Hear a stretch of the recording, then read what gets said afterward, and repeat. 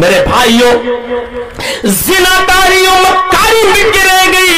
قرآن نے یہ اعلان کر دیا وَلَا تَقْرَبُوا الزِّنَا إِنَّهُ كَانَ فَاحِشَةً وَسَاءَ سَبِيلًا۔ لوگوں تم زنا کے قریب بھی مت جاؤ، زنا مت کرو یہ نہیں کہا، زنا کے قریب بھی مت جاؤ۔ جانتے ہو زنا کے قریب کا مطلب کیا ہوا؟ زنا مت کرو یہ نہیں کہا اللہ نے، یہ تو آخری درجے کا معاملہ ہے، کلی طور پر حرام۔ زنا کے قریب بھی مت جاؤ۔ مثلا اگر کہیں تم دیکھ رہے ہو لڑکیاں بن ٹھن کر بیٹھی ہوئی ہیں، وہاں جا کر تمہارا ایمان ڈگما ڈول ہو سکتا ہے، ادھر بھی مت جاؤ۔ زنا کے قریب بھی مت جاؤ کا مطلب سڑک پر اپنی ضرورت کے تحت نکل رہے ہو تو اپنی نگاہیں نیچی رکھو، اس لیے کہ اگر نگاہیں اڑ گئی تو تم فتنے میں مبتلا ہو سکتے ہو۔ اس لیے اللہ تعالیٰ نے زنا کو حرام کیا، تو زنا تک پہنچانے والی چیز نظر بازی ہے، غرض سے بات یہ نگاہیں، اس لیے نگاہوں کو بھی نیچا رکھنے کا حکم دے دیا۔ قل للمؤمنین یغضوا من ابصارہم ویحفظوا فروجہم، اے محمد صلی اللہ علیہ وسلم مردوں سے کہہ دو، مومنوں سے کہہ دو کہ وہ اپنی نگاہیں نیچی رکھا کریں، وَيَحْفَظُوا فُرُوجَهُمْ، اور اپنی شرمگاہوں کی حفاظت کریں۔ نگاہیں نیچی کرو گے اور رکھ کر چلو گے، فتنے میں نہیں پڑو گے۔ عورتوں کو بھی کہا قُلْ لِلْمُؤْمِنَاتِ يَغْضُضْنَ مِنْ أَبْصَارِهِنَّ وَيَحْفَظْنَ فُرُوجَهُنَّ وَلَا يُبْدِينَ زِينَتَهُنَّ، اے نبی مومنہ عورتوں سے بھی کہہ دو کہ وہ بھی اپنی نگاہیں نیچی رکھیں، اپنی شرمگاہوں کی حفاظت کریں۔ وَلَا يُبْدِينَ زِينَتَهُنَّ، اور اپنے بناؤ سنگار کو، میک اپ کو، زیب و زینت کو، میک اپ کو غیر مردوں کے سامنے ظاہر نہ کرے۔ پتہ چلا کہ میک اپ عورت کر سکتی ہے لیکن اپنے شوہر کے لیے، زیب و زینت اختیار کر سکتی ہے اپنے شوہر کے لیے، جتنے شارٹ اور جتنے چھوٹے کپڑے پہننا چاہے پہن سکتی ہے لیکن اپنے شوہر کے سامنے باہر نہیں۔ آج کل تو فیشن کے نام پر سماج نے اتنی رعایت دے رکھی ہے کہ جو چاہو کرو۔ اب تو جو لڑکیاں برقعے اوڑھتی ہیں نا، نقاب، وہ بھی اتنے ڈیزائن دار ہوتے ہیں کہ آدمی برقعوں کو ہی دیکھتا چلا جاتا۔ اللہ، اور ایک سچا واقعہ آپ کو بتاتا ہوں میں کہ ایک 70-80 سال کی کوئی بڑھیا برقعے میں جا رہی تھی اور اس نے یہی فینسی برقع اوڑھ رکھا تھا، خوب ڈیزائن دار کڑا ہوا۔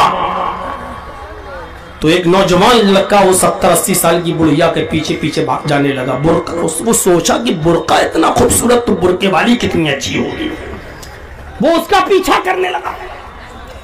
اور وہ بڑھیا بیچاری دھیرے دھیرے چل رہی تھی اپنی عمر کی وجہ سے، تو یہ سمجھا کہ ارے ہمیں لائن مار رہی ہے، دھیرے دھیرے چل رہی ہے، مطلب ہمیں لفٹ دے رہی ہے۔ دیکھیے کھوپڑی تو ہے آدمی کی، وہ بیچاری اپنی کمزوری کی وجہ سے دھیرے دھیرے چل رہی ہے، کیا 80 سال کی عمر ہو گئی، کیا تیز نہیں چل پا رہی، یہ سمجھ رہا ہے کہ ہاں میری وجہ سے مجھے لفٹ دے رہی۔ اچھا وہ بڑھیا سمجھ گئی کمبخت یہ مجھے بہت خوبصورت سمجھ رہا ہے اور یہ میرے پیچھے لگا ہے، تو جب اس پہ رہا نہیں گیا تو اس نے چہرہ کھول کے نقاب اٹھا کے کہا بیٹا اب تو اس کے مرچھوئے مر گئے، کھودا پہاڑ نکلی چوئیا، ہم تو اتنا ٹائم میرا برباد، بیٹا میں تیری اماں کی عمر کی ہوں تو میرے پیچھے کیوں لگا ہوتا ہے؟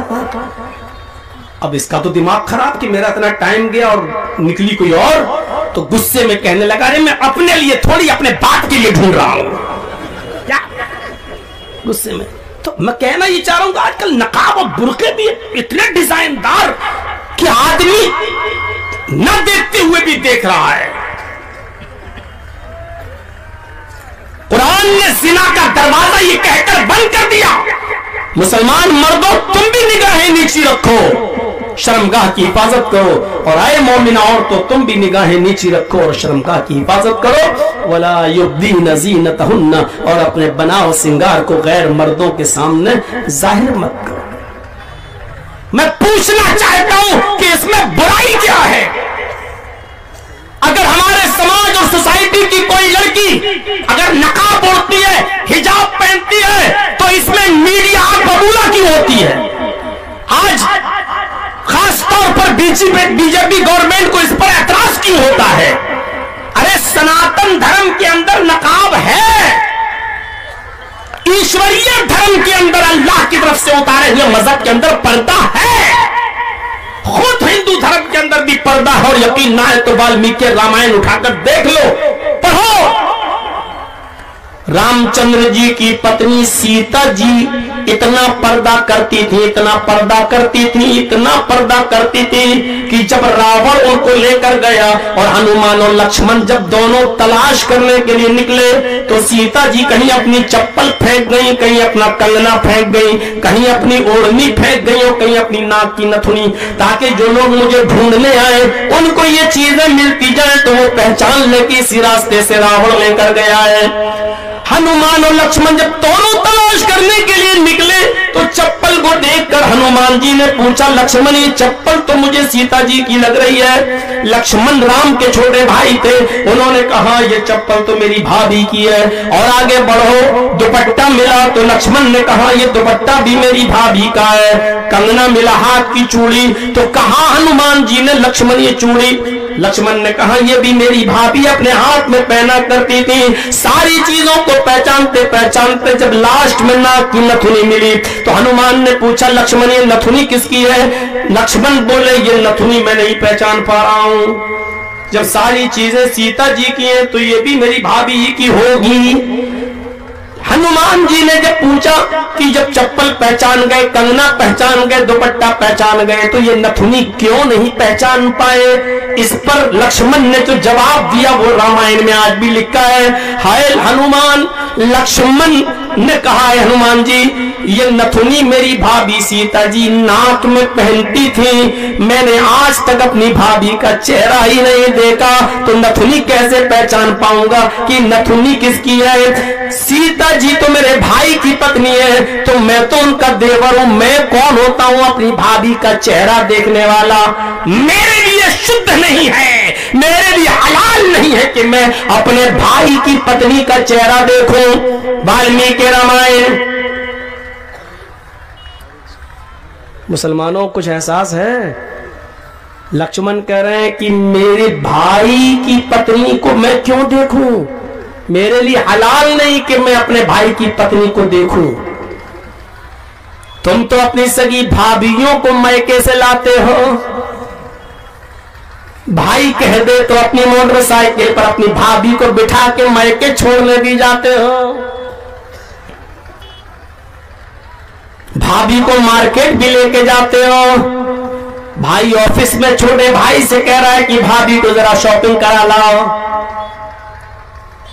یاد رکھو سگے بھائی کی اجازت کے باوجود دیور کے لیے اپنی موٹر سائیکل پر اپنی بھابھی کو بٹھا کر بازار لے جانا، میکے لے جانا اور میکے سے لانا جائز نہیں ہے۔ جس طریقے سے دیور کے لیے بھابھی کو گھمانا جائز نہیں ہے اسی طریقے سے بھابھی کے لیے اپنی دیور کی موٹر سائیکل پر اپنے شوہر کی پرمیشن کے باوجود بیٹھنا جائز نہیں ہے۔ جس طریقے سے دیور اور بھابھی کا ایک دوسرے کی پرتی گھومنا اور گاڑیوں پہ بیٹھنا جائز نہیں ہے اسی طریقے سے آپ کی بیوی کی اجازت کے باوجود آپ کا بیوی کی بہن سالی کو اسکول چھوڑنا اور سالی کو مارکیٹ لے جانا اور سالی کے ساتھ بیٹھ کے کھانا کھانا بھی حرام ہے، ناجائز ہے، یہ بھی جائز نہیں ہے۔ چاہے تمہیں سسر اجازت ہی کیوں نہ دے رہا ہو، تمہاری بیوی تمہیں پرمیشن ہی کیوں نہیں دے رہی ہو، اس پرمیشن کے باوجود جائز نہیں ہے۔ اسلام فاطمہ کے باپ کی پرمیشن پر چلے گا، تمہاری بیوی اور تمہارے باپ کی اور تمہارے سسر کی پرمیشن پر نہیں چلے گا۔ ہندو دھرم کے اندر اتنا پردہ ہے کہ لکشمن نے کہا کہ میں نے اپنی بھابھی کا چہرہ نہیں دیکھا، اور یہی تو اللہ کے رسول سے کسی صحابی نے پوچھا ارائیت الحم یا رسول اللہ، اے اللہ کے نبی دیور کے بارے میں آپ کا کیا خیال ہے؟ آپ نے پردے کے بارے میں بتایا تو کیا میں دیور سے پردہ کروں؟ دیور جیٹھ دونوں شامل ہیں، اتنا یاد رکھیے۔ ہماری ماں بہنیں اکثر کیا کرتی ہیں، میرے پتی سے چھوٹا ہے اس سے تو پردہ نہیں، لیکن جیٹھ پتی سے بڑا جو ہے اس سے پردہ کر رہی ہیں۔ جیٹھ دیور میں دونوں شامل ہیں، دونوں، جیٹھ سے بھی پردہ ہے، دیور سے بھی پردہ ہے۔ ارائیت الحم یا رسول اللہ، آئے اللہ کے نبی ہم کے بارے میں، دیور کے بارے میں آپ کا کیا خیال ہے؟ اس کے اندر بہنوئی بھی شامل ہے، الحم کے اندر۔ اے اللہ کے نبی آپ کا کیا خیال ہے؟ اللہ کے نبی صلی اللہ علیہ وسلم جواب دیتے ہیں الحم الموت، دیور تو بھابھی کے لیے موت ہے۔ اس کا ترجمہ یہ بھی ہو سکتا ہے جیجا بھی سالی کے لیے موت ہے۔ ہمیں معلوم ہے کہ ہماری باتیں ہنس کے ٹال دی جائیں گی، آپ بھی ہنس کے ٹال دیں گے، جو ماں بہنیں سن رہی ہیں وہ بھی ہنس کے ٹال دیں گے، ہمیں معلوم ہے۔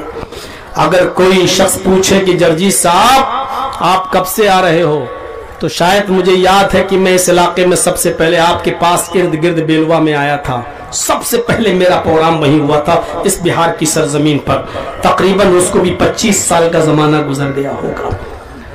میرے بھائیوں، میری سب سے پہلی تقریر 17 سال کی عمر میں ہوئی تھی مونا بھنجن کی سرزمین پر، اور دوسری تقریر میری ہوئی تھی بامبے، جب میری عمر 17 سال 10 مہینے تھی، 18 سال ہونے میں 2 مہینے کم تھے۔ اور اسی وقت میری سب سے خطرناک تقریر ہوئی تھی باندرا میں بال ٹھاکرے کے خلاف، جب اس نے کہا تھا کہ اگر میں پردھان منتری بن گیا تو ہرا رنگ بند کر دوں گا، ہرا رنگ ختم کر دوں گا، ہرا رنگ مٹا دوں گا، ہرا رنگ اسلامی رنگ ہے، میں اسلامی رنگ سے نفرت کرتا ہوں۔ تو میں نے اس کے جواب میں کہا تھا کہ ہرے رنگ پہ پابندی لگانے سے پہلے لوکی کھانا چھوڑ، پالک کھانا چھوڑ، پرول کھانا چھوڑ، ہرے دھنیا کھانا چھوڑ، ہرا مرچا کھانا بند کر، ہرے رنگ کی سبزی کھانا بند کر۔ یہ ساری سبزیاں بھی تو اسلامی رنگ سے رنگی ہوئی ہیں۔ اور میرے منہ سے یہ جملہ نکل گیا تھا، اگر تجھے لال رنگ زیادہ پیارا ہے تو گوشت کھانا شروع کر دے۔ میں نے اس کا نام بھی لے لیا تھا کہ کس چیز کا گوشت کھانا شروع کر دے۔ سب سے پہلے وہی میری ہتھکڑی لگی تھی اسٹیج پر۔ نہ موبائل کا زمانہ تھا، نہ ویڈیوگرافی ہوتی تھی، وہ گول والی سیڈیاں چلتی تھیں، یاد ہے نا آپ کو؟ پہلے ٹیپ ریکارڈ میں وہ گول والی سی ڈی وہ چلتی تھی، گول والی کیسٹ، وہ یہ کیسٹ بھی نہیں ہوا تھی، گول والی وہ چلتی تھی۔ اور مجھے وہیں سے اٹھا کر لے جایا گیا اور دادر کے لاک اپ میں رکھا گیا، جیل بھیجنے کی تیاری ہو رہی تھی، لیکن میری 2 مہینے کی عمر کم نکلی، یعنی نابالغ نکلا میں، اس لیے بچ گیا۔ وہیں پر مچلکا بھر کے ہمیں چھوڑ دیا گیا کہ یہ تو ابھی 18 سال کا بھی نہیں ہوا، نابالغ ہے، چلو اس پر رحم کا۔ اگر کہیں پورا 18 سال کا ہو گیا ہوتا تو سب سے پہلے 18 سال کی عمر میں جیل کا منہ دیکھنے والا میں۔ سوچو اس زمانے سے جیل کا منہ دیکھ رہا ہوں، تبھی لوگ پوچھتے ہیں جیل جانا کیسا لگتا ہے، میں کہتا ہوں لگتا سسرال آ گئے۔ اتنا جا چکا ہوں کہ اب ایسا لگتا ہے کہ کوئی سسرال لے جا رہا ہے اور مہمان نوازی کر کے 2 4 10 20 دن میں چھوڑ دے گا، ایسا لگنے لگا ہے۔ تو میرے بھائیوں، میں کہنا یہ چاہ رہا تھا کہ 18 سال سے لے کر اب تک، اب میری ایج جو ہو رہی ہے 45 46 کے آس پاس، اتنے دنوں کا کوئی تجربہ پوچھے مجھ سے کہ جرجیت صاحب بہار اور بنگال کی سرزمین اور جھارکھنڈ کی سرزمین پر آپ آئے ہو، کتنی چینجنگ تم دیکھ رہے ہو، تو میں کہوں گا کہ 100 میں کتنا نمبر دیا جائے تو میں 0 نمبر دوں گا۔ میں آپ کو پہلے بھی جہاں کھڑا دیکھ رہا تھا، آج بھی آپ وہیں کھڑے ہیں۔ آپ جلسہ سننے کا جو پہلے آپ کے اندر مزاج نہیں تھا، اس ٹائپ کا تہذیب کے ساتھ، وہ آج بھی نہیں ہے۔ میرے بھائیوں، جو معاملات پہلے تھے وہ آج بھی ہے، جہیز کی بھرمار پہلے تھی وہ آج بھی ہے۔ وہ الگ بات ہے کہ اب موٹر سائیکل چلنے لگی، اس زمانے میں سائیکل کا رواج تھا، اب موٹر سائیکل ہو گئی، اب 4 ویلر کا رواج ہو گیا۔ بس فرق اتنا ہے کہ پہلے 20-25 ہزار روپے لڑکے کو دینا پڑتے تھے، اب 5-6 لاکھ روپے لڑکے کو دینا پڑتے ہیں۔ میرے بھائیوں، بن बंद नहीं हुआ। समाज और सोसाइटी के अंदर बेपर्दगी का माहौल उससे ज्यादा बढ़ चुका है। पहले तहजीब कुछ थी, लड़कियां कुछ हया करती थी, लेकिन जब से इनके हाथों में मोबाइल, एंड्रॉइड मोबाइल दे दिए गए, फेसबुक और व्हाट्सएप चलाने लगी हैं, तो मेरे भाइयों हालात क्या से क्या हो चुके हैं। ये मदरसे के बच्चों को देखकर मेरे भाइयों में रश्क होता है। आप क्या जानते हैं, जर्जीस को फिल्मी एक्टर ने एक मर्तबा दावत दी थी। फिल्मी एक्टर ने, मैं नाम नहीं लेना चाहता हूं, रोजा इफ्तार की दावत, रोजा खोलने की दावत, शान और शौकत के साथ उसने कहा था कि रोजा खोल लो। उस वक्त पेपर चलते थे, ये वाली मीडिया नहीं थी, गोदी मीडिया नहीं थी, ये मोदी की हड्डियों पे पलने वाले लोग नहीं थे। मेरे भाइयों, उस वक्त पेपर वाला आते थे, पूछते थे कि जर्जी साहब आपको इतने बड़े फिल्मी एक्टर ने दावत दी है और आप नहीं जा रहे। मैंने कहा कि क्यों जाऊंगा, वो फिल्मी एक्टर की हैसियत क्या है, वो माले हराम से रोजा इफ्तार कराएगा। चंद हीरोइनें उसके पास बैठी होंगी, उनके पास जाकर आप फोटो खींच के पेपर में दे सकते हो। उनसे ज्यादा बेहतर मदरसे के ये बच्चे हैं जो हिफ्ज का सर्टिफिकेट लेकर जब चलते हैं तो काबे के रब की कसम इनके पैरों के नीचे फरिश्ते अपना पर बिछाते हैं। इनके लिए समंदर की मछलियां दुआएं करती हैं, जिसके लिए सारी दुनिया की इंसानियत बद्दुआ करती हो, फरिश्ते बद्दुआ करते हो। मैं उनकी रोजा इफ्तार पार्टी में जाऊंगा। मेरे भाइयों, इन बच्चों को ऐसी नजरों से मत देखो। कयामत के दिन सबसे ज्यादा खुश नसीब इन बच्चों के वो माँ बाप होंगे जिनके सर पर ताज होगा और वो ताज सूरज से ज्यादा चमक रहा होगा। इन बच्चों के माँ बाप के सर पर वो ताज जो भी देख रहा होगा वो रश्क करेगा, उसको देखने के लिए तरसेगा और पूछेगा ये कौन खुश नसीब है जिसके सर पर ये सोने का ताज रखा गया है। मेरे भाइयों, जिस तरह आज फिल्मी एक्टरों को देखने के लिए आप दुनिया में यहां मरे जाते हो, भीड़ जमा करते हो, उससे कहीं ज्यादा बढ़कर इन हाफिजों के माँ बाप को देखने के लिए लोग तरसेंगे और सोचेंगे काश मैंने अपने बच्चों को भी हाफिज बनाया होता। मेरे भाइयों, जिन फिल्मी एक्टरों को देखकर तुम खुश होते हो, रब्बे काबा की कसम, वो हम उलमाए किराम की पैरों की मिट्टी और धूल का मुकाबला नहीं कर सकते हैं। इसलिए कि ये उलमा, ये तलबा जब जमीन पर चलते हैं तो फरिश्ते अपना पर बिछाते हैं और समंदर की मछलियां दुआएं करती हैं। आप इनका मुकाबला इन तलबा से, इन उलमा से करेंगे? नहीं। यही एक ऐब बुरा है कि वफादार हूं मैं, यही वजह है कि हम बदनाम हैं। मेरे भाइयों, कि खुलकर बोल दिया जाता है। और उस एक्टर का बयान भी पेपर में छपा था कि मेरी इंसल्ट सबसे ज्यादा मौलाना जर्जीस ने की है कि मेरी दावत कबूल तो कार्ड को वापस करवा दिया और रिटर्न मेरे पास आ गया। मेरी नहीं आते तो चलता, लेकिन उन्होंने मेरे कार्ड को वापस करवा दिया और ये लिख दिया कि मैं ऐसी दावत में शिरकत नहीं कर सकता जहां के लोग इस्लाम का खुला हुआ मजाक उड़ाते हो। मेरे भाइयों, तसव्वुर कीजिए आप, मैं जानता हूं इस मकाम पर जो पहुंचा हूं वो इस्लाम ने इज्जत दी है, इस मकाम पर जो पहुंचा हूं वो अल्लाह ने इज्जत दी है। और ये इज्जत को बनाकर रखना ये आदमी के अपने हाथ में होता है। दुनिया कौन सी सियासी पार्टी है मुझे बताओ जो जर्जीस को अपनी पार्टी में नहीं लेना चाहती है? क्या आपके बिहार की जनता दल पार्टी लालू की क्या हमको नहीं लेना चाह रही है? क्या नीतीश हमको अपनी पार्टी में नहीं लेना चाह रहे हैं? क्या राहुल गांधी हमें अपनी पार्टी में नहीं बुला रहे हैं? क्या अखिलेश जो हमारे इटावा का है उसकी तरफ से हमें ऑफर नहीं मिला? क्या मायावती की तरफ से ऑफर नहीं मिला? क्या मुझे और दूसरी पार्टियों की तरफ से नहीं मिला?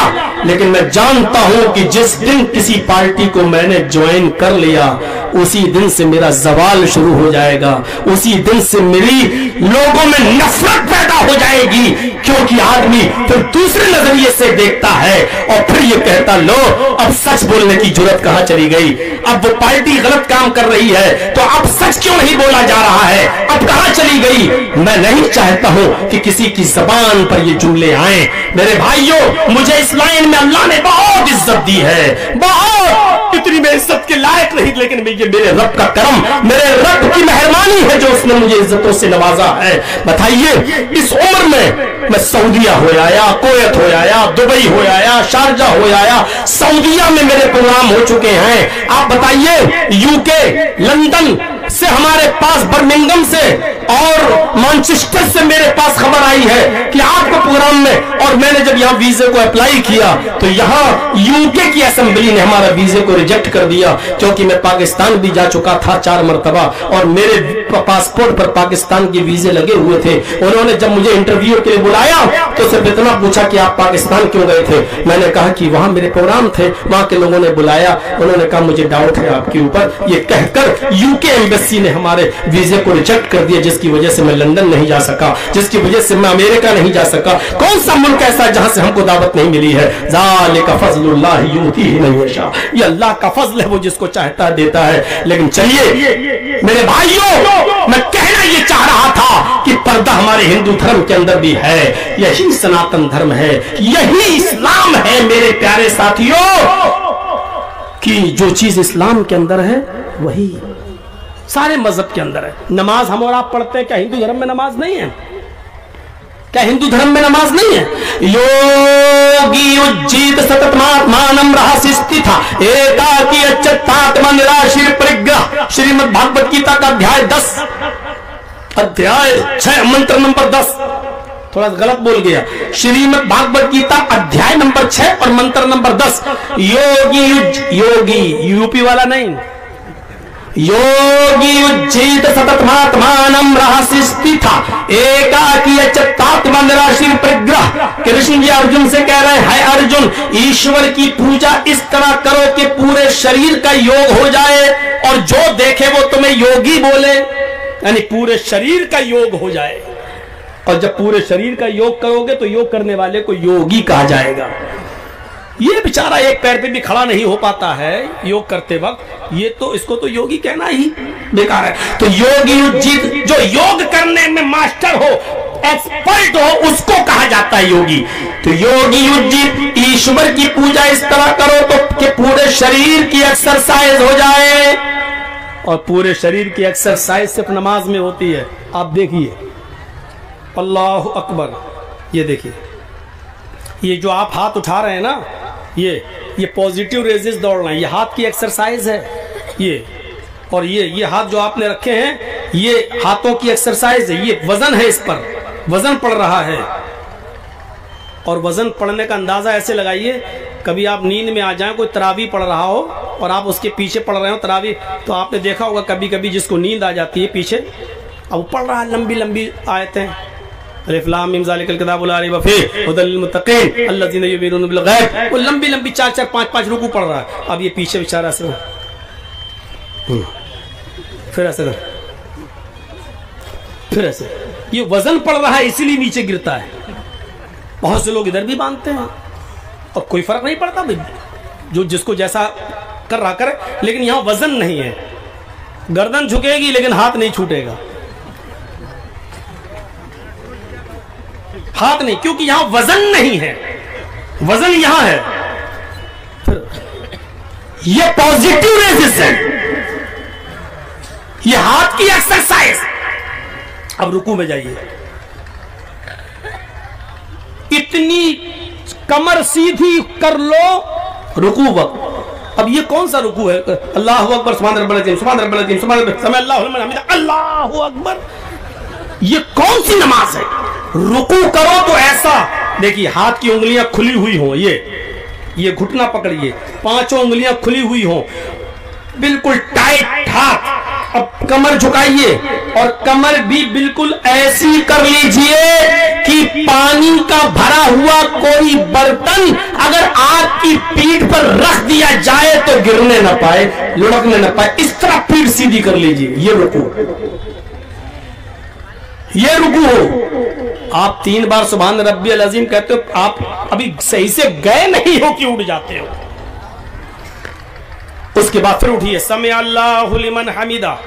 अब अल्लाहु अकबर कहकर फिर आप सजदे में जा रहे हैं ना, तो आपके दोनों हाथ, नाक, पेशानी दोनों घुटना और दोनों पैर जो जमीन पर हैं, तो पैरों को ऐसे नहीं रखना है। हम नमाज पढ़ते हैं लेकिन एहतियात रखिए, ये उंगलियां पैरों की ऐसे मुड़ी हुई होनी चाहिए किबले की तरफ, ऐसे।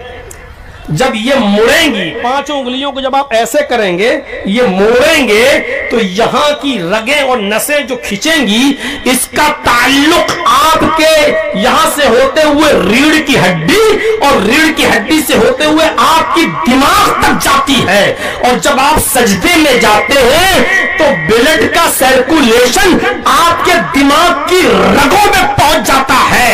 डॉक्टर मोरिस बुकाय, अमेरिका का सबसे बड़ा डॉक्टर, वो लिखता है कि जो लोग पांचों वक्त की नमाज पढ़ते हैं और देर तक सजदा करते हैं, ऐसे लोगों को ब्रेन हेमरेज की बीमारी कम होती है, क्योंकि ऐसे लोगों की रगों में ब्लड का सर्कुलेशन पूरी तरीके से पहुंचता रहता है।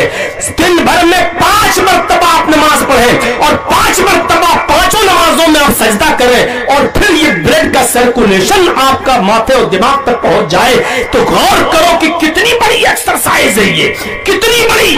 पूरी की पूरी नमाज एक एक्सरसाइज है। जो पांचों वक्त का नमाजी हो और नमाज उस तरह पढ़े जिस तरह मोहम्मद रसूलुल्लाह ने बताया है, उसको बाबा रामदेव के योग की जरूरत ही नहीं पड़ेगी, क्योंकि नमाज खुद एक बहुत बड़ा योग है, नमाज खुद एक बहुत बड़ा एक्सरसाइज है। तो योगी युज्जित सततमात्मानम, एक्सरसाइज करो, योग करो ऐसा पूरे शरीर का। सततमात्मानम रहस्य स्थिता, और इसको हमेशा करते रहो, कभी मत छोड़ो। रहस्य स्थिता, वरना धर्म पर स्थित न रहोगे। यानी एक टाइम की भी अगर तुमने छोड़ दी तो धर्म पर स्थित नहीं रहोगे। मन तरका सलातन मक्तूबतन मुतअम्मिदन, जिसने एक वक्त की नमाज कसदन जानबूझकर छोड़ दी, उसने कुफ्र किया। एकाकीयच्चित्तात्मा निराशीर परग्रह, एक अल्लाह के सामने खड़े हो जाओ, निराशीर, सबसे निराश हो जाओ, लेकिन ऊपर वाले से निराश मत होना। परिग्रह, और सब कुछ उसी से मांगो, उसके अलावा कोई नहीं है तुम्हें जो दे सके। एकाकीयच्चित्तात्मा, और आत्मा के साथ नमाज पढ़ो, पूरा दिल उसी की तरफ लगा दो, यानी इधर उधर न देखो। पंचम समय कर्तव्य, ऐसा 5 टाइम करो, यानी ये नमाज 5 वक्त पढ़ो, 5 टाइम करो। मृगचरम, पवित्र धरती पर सजदा करो, पवित्र धरती पर माथा टेको, और जमीन पाक न मिले तो मृग मानी हिरन और चर्म मानी चमड़ा, तो मृग का चरम, हिरन के चमड़े को, हिरन की खाल को तुम बिछा लो, यानी हिरन की खाल को जाए नमाज बना लो, और उसके ऊपर तुम ये नमाज पढ़ो। और क्या चाहिए? 5 वक्त की नमाज का जिक्र वेदों में और गीता और रामायण में। ज़कात का दानम दीक्षिता, दान दो, ये ज़कात का जिक्र वेदों में। हज का जिक्र वेदों में। तीर्थ यात्रा कर्तव्यता, अपना शहर छोड़कर किसी पवित्र शहर में चला जाओ। गंगा जलेश भवती, जहां गंगा का पवित्र जल मौजूद हो, जहां गंगा का पवित्र जल मौजूद हो। गंगा का पवित्र जल का मतलब जहां जमजम मौजूद हो। अब टाइम हम नहीं लेना चाहते उस तरफ जाने का कि गंगा से मैं जमजम को साबित करो, ये बताऊं कि गंगा जमजम ही को कहा गया।